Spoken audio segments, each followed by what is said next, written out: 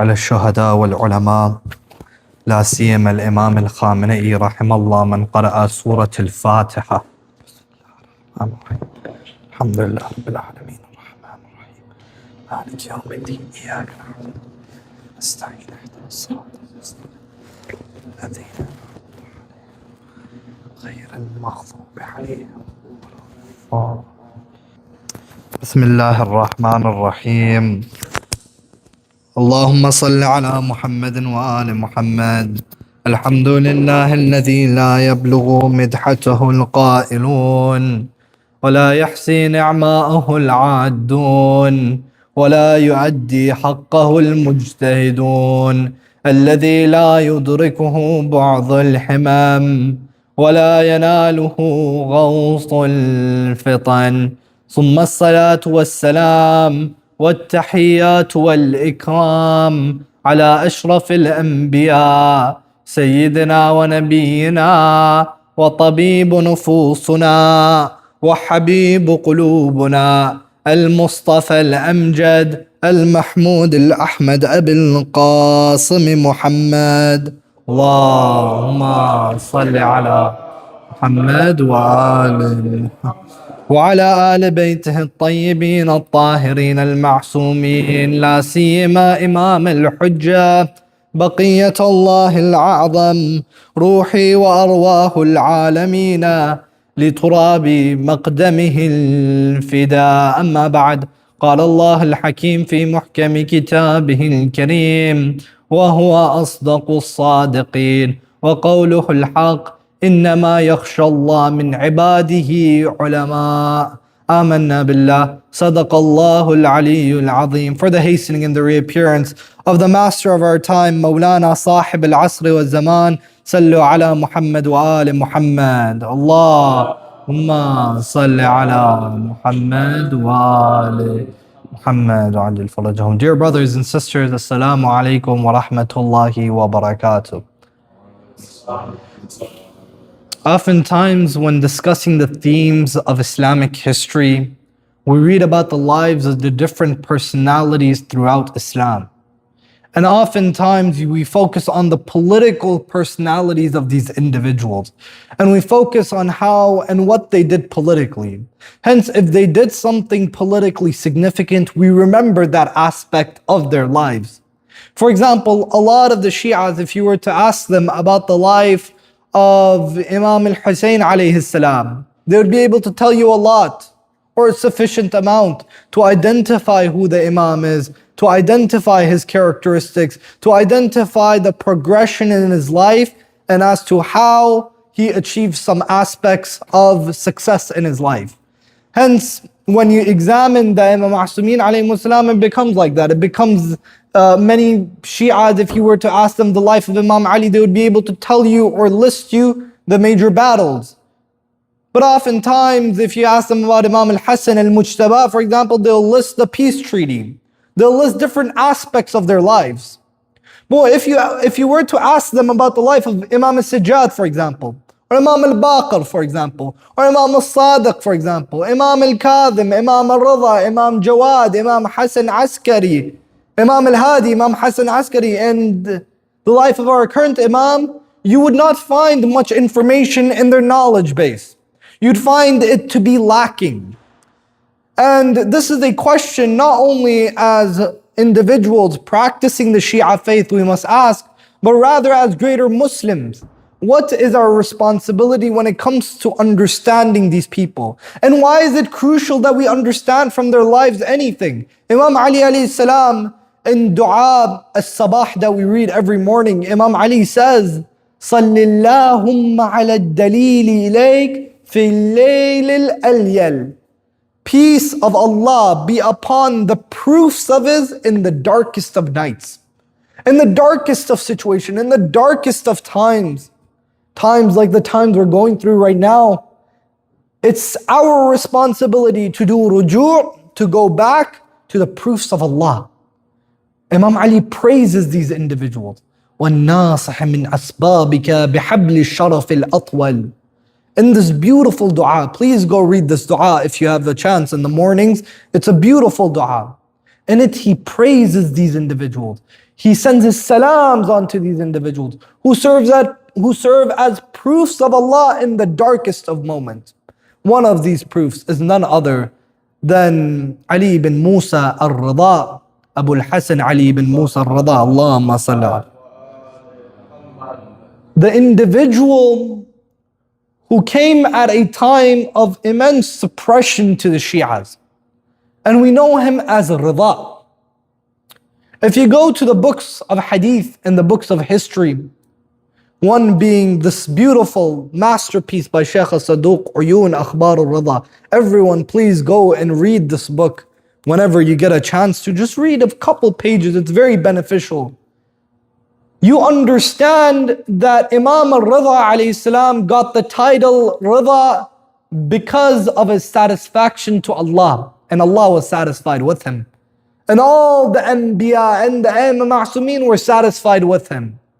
Because he gained their satisfaction, he received the title Ar-Ridha, which means the satisfied one, or the one who satisfies. Another reason that often scholars give to the reason why he was called Ar-Ridha was because during the time of Imam Ridha, particularly during the time of Harun al-Rashid and Amin, there were countless uprisings, Shi'i uprisings against the governments of the time. And in these uprisings, the slogan of the uprising was لِلرِّضَى al-Muhammad, for the pleasure of the family of Rasulullah. And that is why these gatherings or these uprisings against the government of the time would be called the Ridha uprisings, or the uprisings for the pleasure of Al-Muhammad, for the family of Muhammad wa Al-Muhammad. When the third caliph at the time of Imam Ridha, Ma'mun, heard about these uprisings and these revolutions, and he quashed these revolutions, one of his tactics to quash this revolution or these revolutions was by calling Imam Abu al-Hasan Ali ibn Musa al-Ridha. He gave him that title. To say what? To say now he is satisfied with Al-Muhammad. He played the other side. It's called control opposition, where he went to the good side. He pretended to be a follower of the Ahlul Bayt alayhimus salam. To get what? To save his caliphate. Why? Because many of the Shi'as were uprising at this moment. There are many movements. Go read history. I don't have time to cover the analytics of these movements, but it's very beneficial that one actually goes and studies the history of the uprisings that happened post Karbala. And these uprisings include the uprising that happened at the time of Imam Ridha salawatullahi wa salamuhu alayhi.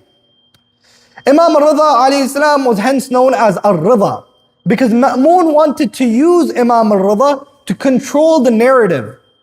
That's why Ma'mun ordered Imam Ridha to move from Medina all the way to Marv. Marv is in Iran, far away, the land of Tus. Imam Ridha was brought from the land of Medina all the way there. And Ma'mun was very careful about it. He didn't take him through the Shia cities. He didn't take him through Kufa or through Qum. Rather, he made him take a longer route from Basra to Nayshabur, and then from Nayshabur to Marv, to Khurasan, to Tus. He made him take this route intentionally. Why? Because Imam Ridha was being used as controlled opposition. He wanted Imam Ridha under his control, so that once Imam Ridha is under his control, the Shia stop uprising. This was the motive of Ma'mun. He wanted to use Imam Ridha to justify his khilafah. Hence, Imam Ridha alayhi salam plays a very crucial role in Islamic history, where historically speaking, he was at a time where we don't acknowledge his political influence. Why? Because a lot of it's overshadowed by Ma'mun.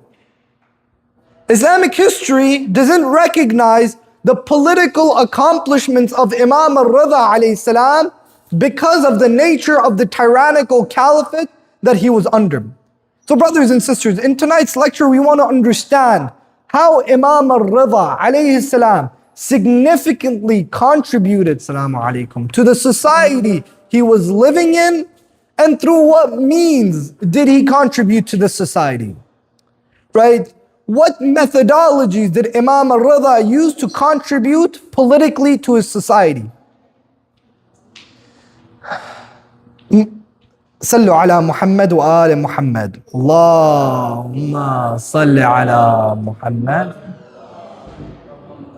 You have to understand, this was the post-Sadiqi period, where Imam al-Sadiq had already established his universities and his students. At this time, especially after Harun al-Rashid, la'natullah alayhi, there was a huge intellectual revolution in Islamic history, where the obsession became with intellectuals and philosophies. Hence, when the capital shifted from Baghdad, which was a central intellectual point at the time, to Marv, the politics became, Marv was in the Persia, the greater Persia area. Hence it was in Khurasan. Persia was also known as an intellectual hub before Islam. Hence, the diversity in thought became a central component to the Abbasid Caliphate at this point. Not only were Greek literatures and philosophies being translated into Arabic, but also the Muslims were now interacting with all the other different sects and different thoughts and different groups of people that were out there, including Ahl Tasawwuf, including the Shi'as, including the Ahl Sunnah, including the Christians, the Jews, the agnostics, the atheists. During the time of Imam al-Sadiq, Imam was in Medina, where a majority of the people were Muslim. So people would come to debate the Imam, they would debate with him privately. But Imam Ridha in his time, this was unique because Imam Ridha was a state figurehead now too. Ma'mun made him a prince. So he was very influential. So many people from around the world would come to debate Imam Ridha. In fact, this is where Imam Ridha receives a title, a very special title that I want you guys to focus on in tonight's lecture.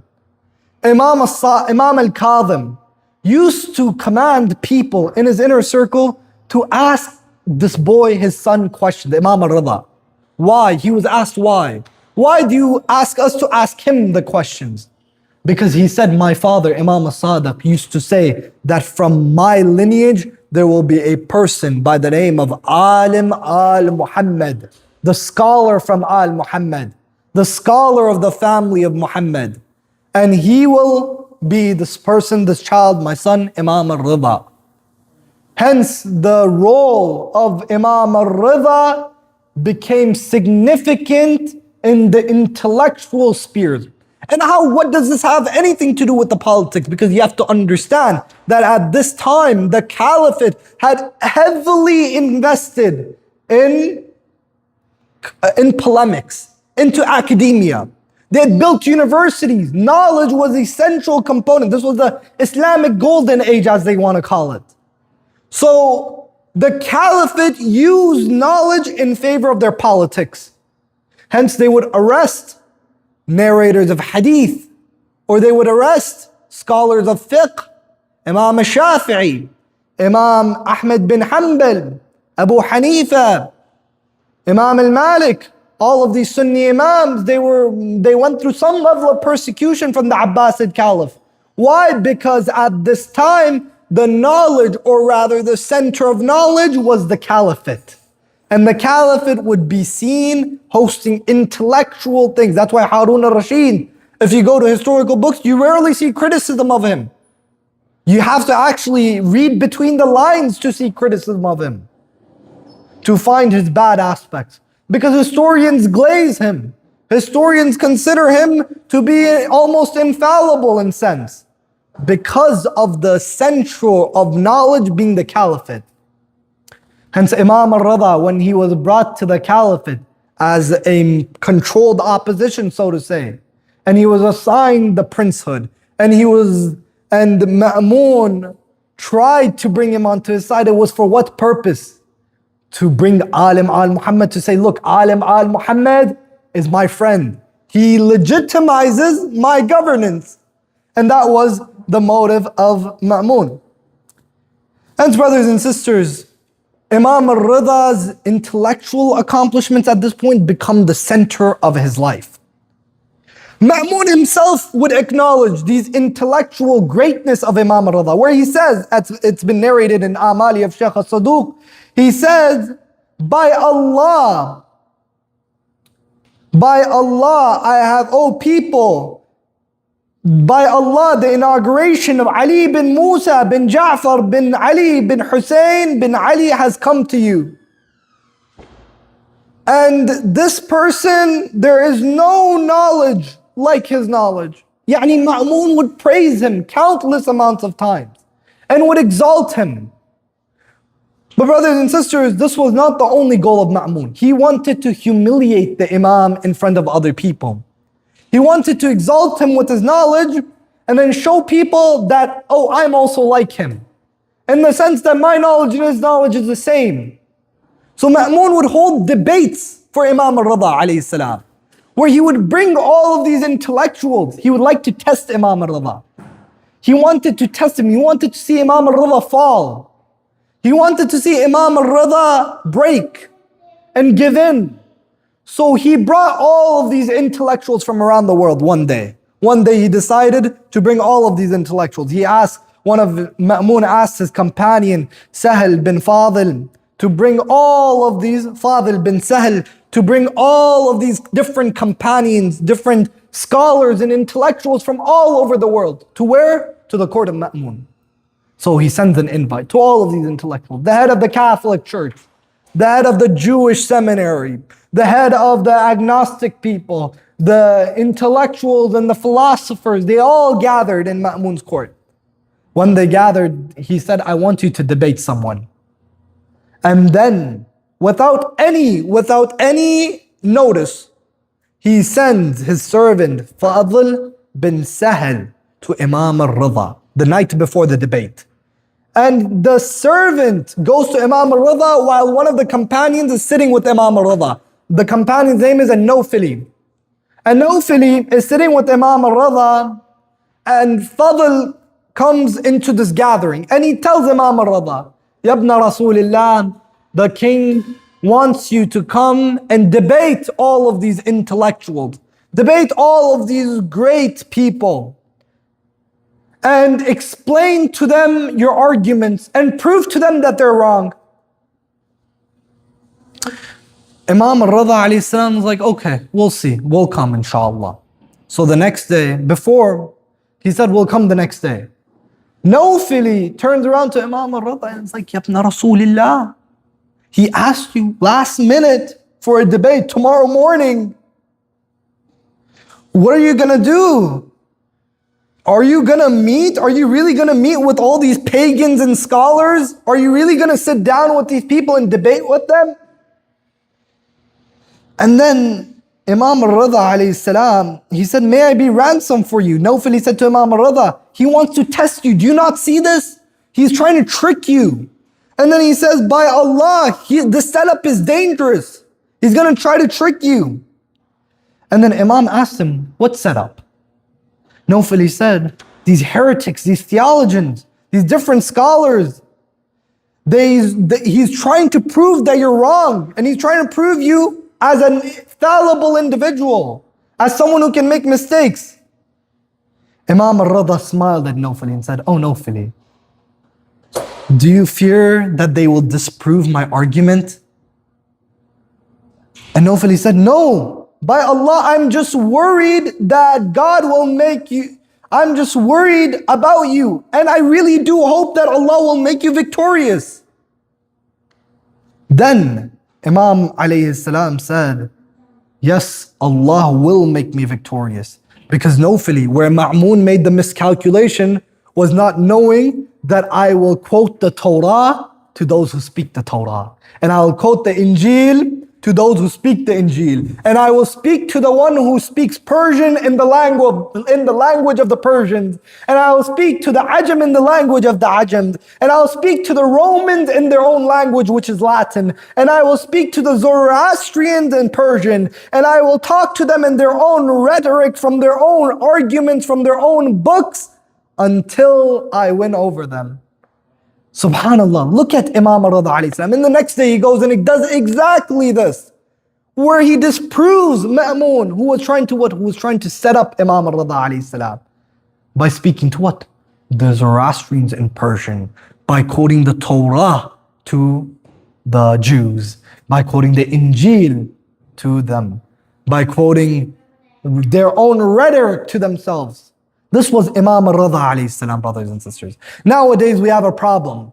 We all want TikTok knowledge. We all want quick knowledge. We all want knowledge that is coming to us fast. We all want knowledge that can easily be accessed in a 1-minute clip or 1-minute video. No one nowadays wants to spend hours reading. People have become lazy when it comes to knowledge.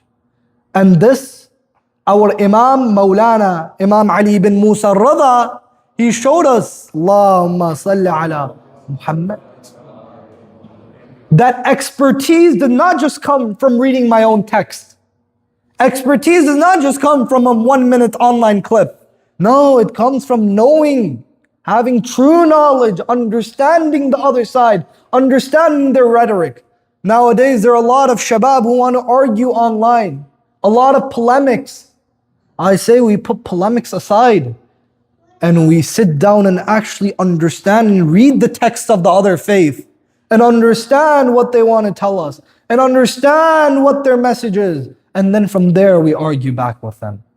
Because if we don't have the understanding of another person, or understanding how another person functions, how are we going to represent Islam with our knowledge? We're going to make a fool of ourselves in front of other people. Islam expects scholars, knowledgeable people, and that doesn't mean someone wearing amama, someone who has studied this many years. No, just know your deen. Understand your religion. Understand how to argue your religion. Understand how to defend your religion. And speak to people in their own languages. One day there was a companion of the Imam by the name of Rayyan bin Abu Salt, or Abu Salt. And he came to Imam Ridha and he was confused. Yes, Yabna Rasulillah, you speak so many different languages. You speak so many different things. We've heard you were speaking to someone who speaks Hebrew in Hebrew. You can speak a language from a traveler who comes from the other side of the world. What is this characteristic you have? What does Imam Ridha respond with? Imam Ridha says, Ya Aba Salt, أنا حجة الله على خلقي وما كان الله ليتخذ حجة على قوم وهو لا يعرف لغاتهم. I am the hujjah of Allah upon creation. You think Allah sends a hujjah to His creation, but that person doesn't understand their languages? That was one of the characteristics of Imam Ridha. He was able to speak many languages. This is a characteristic of a learned individual. Samahad Sayyid Marja' rahmatullah ta'ala alayh, Sayyid al-Qa'id. One of his characteristics was he understood English. He would read in English, French, many languages. Arabic, he was fluent. Farsi, Persian, they would read. Our scholars, this is what they were. Sometimes 10s and 12s of languages they would know. They would speak to people in their own terms, in their own ways, in their own methodologies. When we're doing da'wah of the Islam, when we're preaching the message of Islam, this is a central component into how we propagate Islam, because knowledge is power. And Imam Ridha showed that. Imam Ridha showed that. That's eventually what led to his death. Ma'mun became jealous of his knowledge. In fact, one day Ma'mun wanted to prove Imam Ridha wrong, right? Ma'mun has been humiliated countless times by Imam Ridha. Shaykh al-Tabrasi narrates this in his book Ihtijaj, the book of arguments. By the way, it's another fascinating book that's been translated to English, where there are lists of arguments that the Imams have had with different people. So Ma'mun wanted to do this. Knowledge is power, remember. Ma'mun wanted to show that he has as much knowledge as Imam Ridha.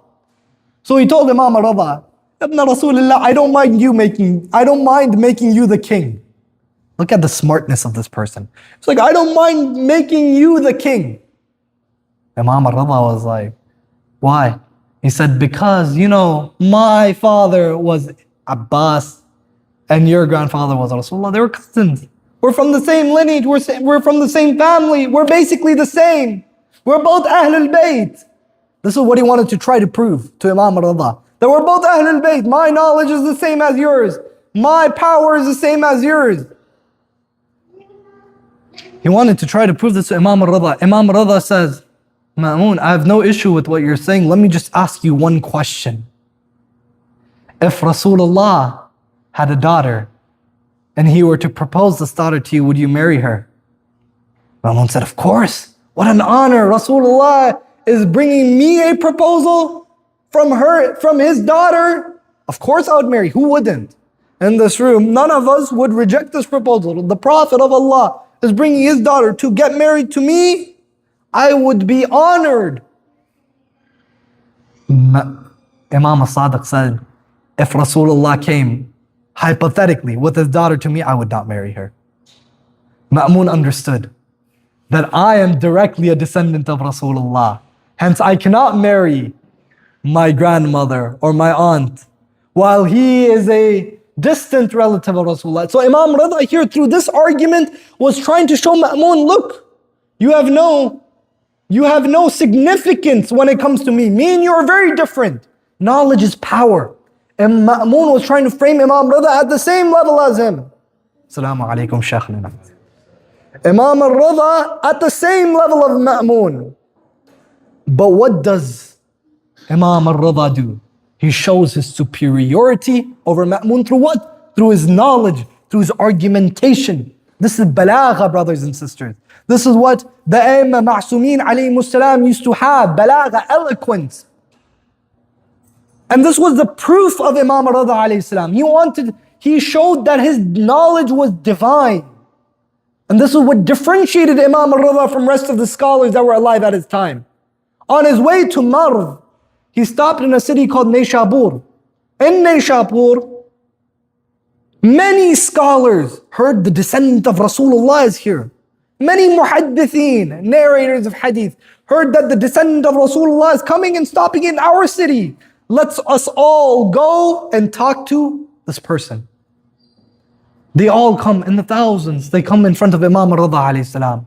And they ask Imam Ridha, Yabna Rasulillah, narrate to us one hadith from your forefathers that we may understand. Imam Ridha turns to these people and says, okay, I heard from my father, who heard from his father, who heard from his father, who heard from his father, who heard from Imam al-Hussein, who heard from Imam al-Hassan, who heard from Imam Ali, who heard from Rasulullah, who heard from Jibreel, who heard from Allah. Kalimatu la ilaha illallah hisni. The word of la ilaha illallah, the sentence la ilaha illallah is a fortress. فَمَنْ دَخَلَ عَنْهُ. Anyone who enters it, he's saved. What was Imam Ridha? We hear this narration a lot. It's called Silsilat al-Dhahab, the golden chain. But what was Imam Ridha trying to prove here? I don't have teachers like you. I am not a muhaddith. I am not a narrator or a scholar of hadith. My chain goes directly to Allah. My knowledge is divine from Allah subhanahu wa ta'ala. He was trying to distinguish himself from the scholars that were present there. Hence, Imam Ridha concludes that hadith by saying, and there are conditions to it. There are conditions to La ilaha illallah. وَأَنَا مِن شُرُوطِ. And I am from the conditions of this. SubhanAllah, look at the perspective Imam Ridha is trying to give here. You can have knowledge, you can claim to be a scholar, but I am Alim al-Muhammad. I am the scholar of al-Muhammad. We're not the same here. Knowledge is power. Again, remember, we're discussing the politics for those brothers and sisters who just came in. Imam Ridha, we measure every imam through its political lens. Oftentimes, we don't have a political lens to measure the life of Imam al-Sajjad, Imam al-Baqir, Imam Sadiq, Imam Ridha, Imam Kadhim, Imam Jawad. So what do we discuss of their lives? What politics did they play? What role did they play in the political system? This is the role through the knowledge of Imam Ridha alayhi salam. He was shifting political tides here. Brothers and sisters, Imam Ridha alayhi salam was not only a master in logic and rhetoric, but rather he was also a master in every divine science, including the science of the Quran and understanding from the Quran. Another lesson we can take from the knowledge of Imam Ridha alayhi salam is the way he would argue with people, the way he would talk to people. He would talk from the Quran. He would mention to them from the Quran. One of the companions of Imam Ridha salawatullahi wa salamuhu alayhi,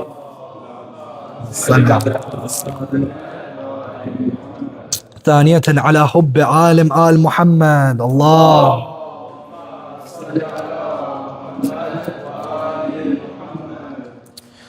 One of the companions of Imam Ridha by the name of Ibrahim bin Al-Abbas, he says, ما رأيت الرضا.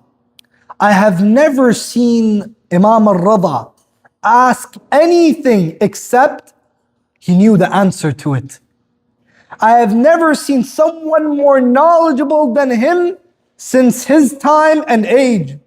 Al-Ma'mun would test him by asking him about everything and he would answer him. His words, his answers, and his metaphors were all from the verses of the Quran. Brothers and sisters, pay attention to this one point in particular. One time Imam Ridha was sitting in the presence of Ma'mun and many scholars of the Sunni world. And he asked them a question. Remember, he did not ask a question except he knew the answer to it. He asked them a question. Tell me, O scholars from the Muslim world, tell me about the meaning of this verse.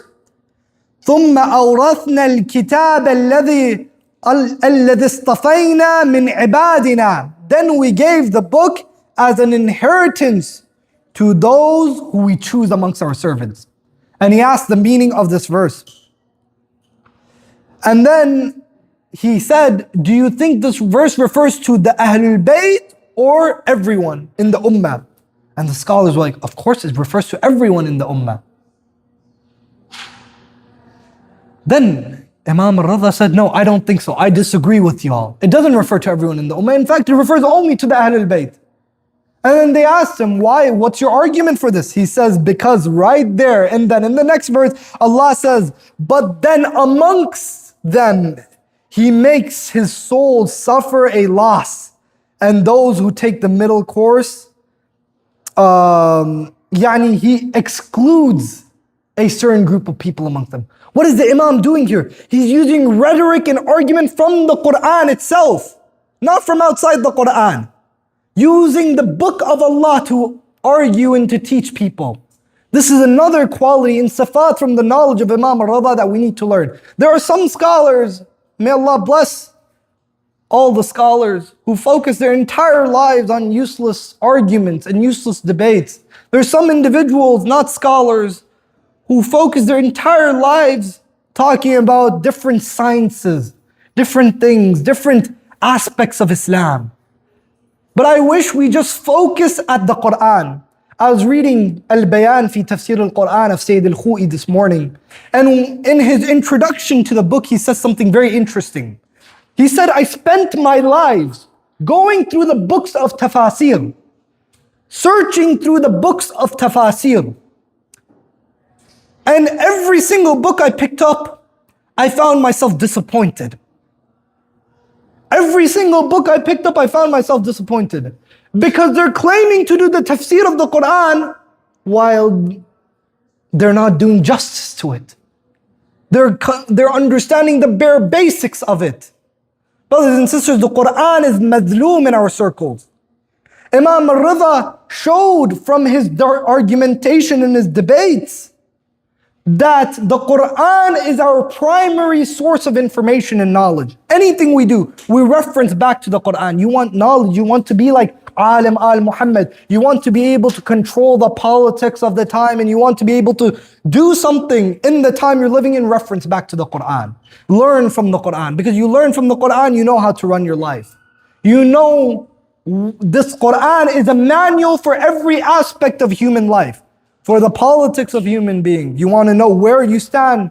in your political circumstances. You want to know where you stand in society, where you stand in your social responsibility. You want to know where you stand regarding anything you do. You reference back to the Holy Quran and what the Quran has to say about those things. From the Quran, you understand the different aspects of the time you are living in. Brothers and sisters, these are the sifat of Imam Ali ibn Musa al-Ridha. And this shows that for us, in our lives, that for us to be politically influential, for us to be socially influential, for us to represent Islam in society, not only do we need to have knowledge and to learn the skill of knowledge, but also learn the knowledge of other people and the sciences of other people and understand the thoughts and perspectives of other people. Sit down with them, talk to them, understand where they come from. Like Imam Ali ibn Musa al-Ridha, who was able to quote the Torah to the Jews, who was able to quote the Injil to the Christians, who was able to quote the thoughts of agnostic philosophers to the atheists. He was able to do that. Why? Because he knew, he had knowledge of it. Oftentimes we're enclosed in our communities. We're gapped off. And we want to know what we can do to better society. We want to know what we can do to increase our effectiveness in the communities we live in. Learn.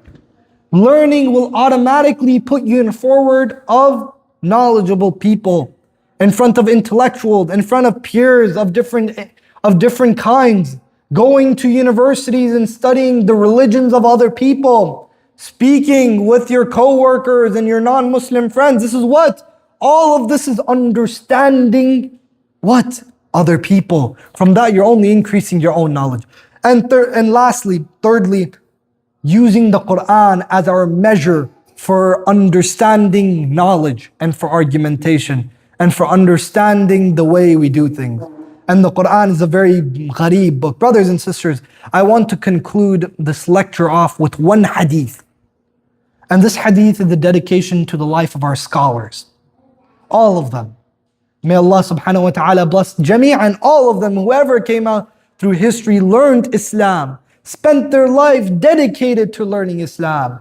Not a humble soul like me who's just a student, but rather someone who spent every moment of their life studying for Islam. And inshallah, Allah includes us amongst these group of people. It is narrated that Imam As-Sadiq alayhi salam says, Ma salli ala Muhammad. إذا كان يوم القيامة جمع الله عز وجل الناس في سعيد واحد. On the day of judgment, if you don't take anything from my speech, take this one narration. On the day of judgment, Allah subhanahu wa ta'ala will gather all people onto one plane. في سعيد واحد. ووضعت الموازين, and He will bring out the scales. فتوزنوا دماء الشهداء مع مداد العلماء. He will put on one hand the blood of the shuhada. How much have the shuhada sacrificed for Islam, given their lives servicing Islam? And on the other hand, the ink of the pens of the scholars. And then the hadith says that the ink of the pens of the scholars will outweigh the blood of the martyrs. This is a moment of reflection for us, that no matter how influential you think your blood will be as a shaheed, your words as a scholar will be more influential. This doesn't mean we all abandon whatever we're doing to go study Islam. Nowadays, subhanAllah, Allah has given us the opportunity to study Islam from every corner of the earth. And this is the prophecy, by the way, I discussed this in my 10-night series here. This is the prophecy of the Imam of our time, that at the end of times, everyone will hear about Islam. Islam will be spread around the world. And this falls on our shoulders. In fact, another hadith from the Imam says that in the end times, the people will be in need of the knowledge of the Shi'as, just like previously the Shi'as were in need of the knowledge of the people. Making ourselves intellectuals. And through intellectualism, the dhuhur of the Imam of our time will happen. This is hatmi, this is certain. There's no doubt about this. And there's no other way this dhuhur of the Imam will happen except that the Shi'as become intellectuals. And this is why we had shuhada like Shaheed al-Qa'id, rahmatullahi ta'ala alayh, Shaheed al-Imam al-Khamenei, who was not only shaheed, but was alim bid-deen. He knew the religion. And you see, one word of his was so effectual to the point that people would, through his words, understand their religion, understand their responsibility. Another Shaheed Sayyid Muhammad Sadiq al-Sadr, a faqih dini, a marja', who became shaheed for what? For again speaking for the truth. My teacher has an expression, and this is what I'll end my speech with. Initially, we had this question whether the blood of a scholar weighs more or the ink of the pen of a scholar. But with these personalities, subhanAllah, with personalities like Imam Ridha, both. They're both shuhada and ulama. They manifest both qualities in one person. May Allah subhanahu wa ta'ala make us like the proofs of Allah who guide people in the darkest of the nights. And may Allah subhanahu wa ta'ala allow us to continue the legacy of Alim al-Muhammad Abu al-Hasan, Imam Ali bin Musa al-Ridha. And may Allah subhanahu wa ta'ala allow us or grant us the understanding of the life of Muhammad wa Ali Muhammad, and to make our lives the lives of Muhammad wa Ali Muhammad, and to make our death the death of Muhammad wa Ali Muhammad.